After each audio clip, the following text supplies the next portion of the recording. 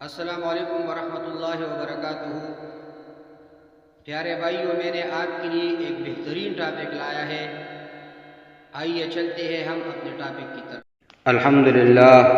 الحمدللہ وکفا وسلام علی عبادہ الذین اصطفى، اما بعد فاعوذ باللہ من الشیطان الرجیم، بسم اللہ الرحمن الرحیم۔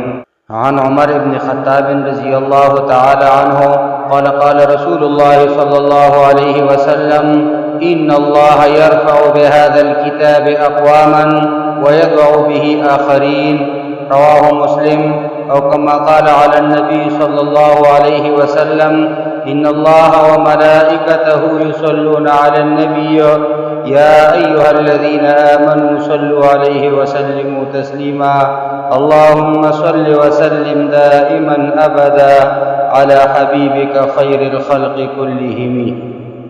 میرے پیارے بھائی اور بہنوں، السلام علیکم ورحمۃ اللہ وبرکاتہ۔ ہمارے آج کی موضوع ہے قرآن مجید کی عظمت۔ پیارے بھائیوں، 2 روز قبل بھی سویڈن میں ایک دائیں بازو کے ایک انتہا پسند سیاستدان راسموس پالودان نے قرآن مجید کی اہانت، مسلمانوں کی توہین کر کے دنیا کی 1 ارب مسلم آبادی کو رنجیدہ خاطر کر دیا تھا۔ پالودان کی اس اقدام پر دنیائے اسلام کا سخت رد عمل سامنے آیا تھا اور انہوں نے سویڈن کی حکومت پر اسلام مخالف اقدامات کی روک تھام نہ کرنے پر سخت تنقید کی تھی۔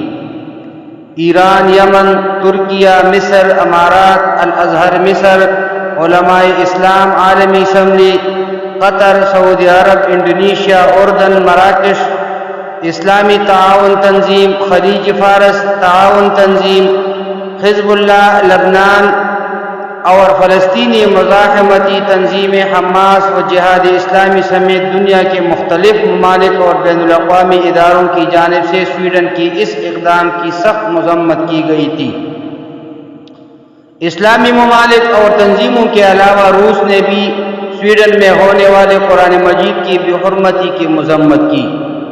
روس کی وزارت خارجہ نے ایک بیان جاری کر کے اسٹاک ہوم سے مطالبہ کیا کہ اس قسم کے اقدامات کی روک تھام کے لیے لازمی اقدامات کرے۔ روس کی آرتھوڈاکس چرچ کے ایک رہنما ولادیمیر لوگویڈا نے بھی سویڈن کی اس اقدام کو ایک وحشیانہ اور ناقابل قبول اقدام قرار دیا اور اس کی سخت مذمت کی۔ بہرحال قرآن مجید ایک عظیم الشان کتاب ہے، اس کی قدر کرنی چاہیے، اس کی عزت کرنی چاہیے، اس لیے کہ اللہ تعالیٰ اس کتاب کے ذریعے بعض لوگوں کو رفعت عطا فرماتا ہے اور بعضوں کو پستی دیتا ہے، اور جو لوگ اس کی عزت نہیں کرتی، اس کی بے حرمتی کرتی ہے یا اس کی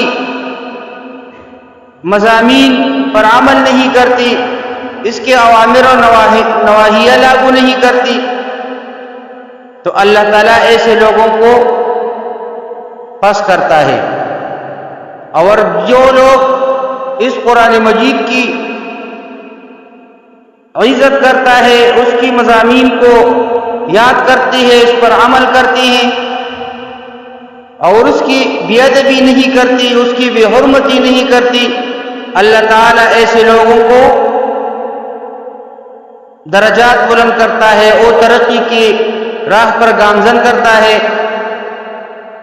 اب ترجمہ سنیے۔ حضرت عمر ابن خطاب رضی اللہ تعالی عنہ بیان کرتے ہیں، رسول اللہ صلی اللہ علیہ وسلم نے فرمایا، بے شک اللہ اس کتاب کے ذریعے کچھ لوگوں کو رفعت عطا فرماتا ہے اور کچھ لوگوں کو پستی کا شکار کر دیتا ہے۔ اقول قولی ھذا استغفر اللہ لی ولکم ولسائر المسلمین۔